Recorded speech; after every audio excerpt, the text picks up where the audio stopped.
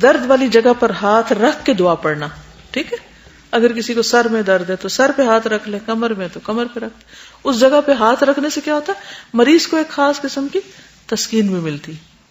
عثمان بن ابی العاص ثقفی رضی اللہ عنہ سے روایت ہے کہ انہوں نے رسول اللہ صلی اللہ علیہ وسلم سے درد کی شکایت کی جسے وہ اپنے جسم میں محسوس کرتے تھے جب سے وہ مسلمان ہوئے تھے. کوئی دن پیچھے پڑ گیا ہوگا کہ کیوں مسلمان ہو گیا اور ہمیں کیوں چھوڑ گیا.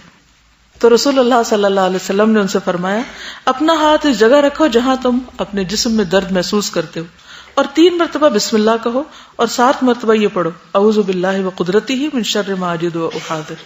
تو خود کو دم کرنے کے لیے بھی درد والی جگہ پہ ہاتھ رکھ سکتے ہیں, اور اگر کوئی اور رکھ کے پڑھنا چاہے تو وہ بھی دم کر سکتا ہے اس طریقے سے.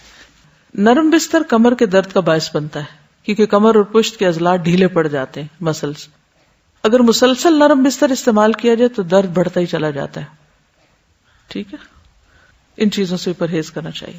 جب انسان اپنے بستر کا انتخاب کرے تو اس میں بھی کانشیس ہو. پہلے لوگ چارپائیوں پہ سوتے تھے, روئی کے گدے ہوتے تھے, اب فوم کے بستروں پہ سوتے ہیں جو بالکل ہی ان نیچرل ہے. اس کا نقصان کیا ہو رہا ہے, انسان کا جو پوسچر ہے وہ ٹیڑھا ہو جاتا ہے, خراب ہو جاتا ہے, یعنی ایسی جگہوں پر پریشر پڑتا ہے جہاں نہیں پڑنا چاہیے. نبی صلی اللہ علیہ وسلم آرام کے لیے چمڑے کا بستر استعمال کرتے جس میں کھجور کی چھال بھری ہوتی تھی. کتنا نیچرل.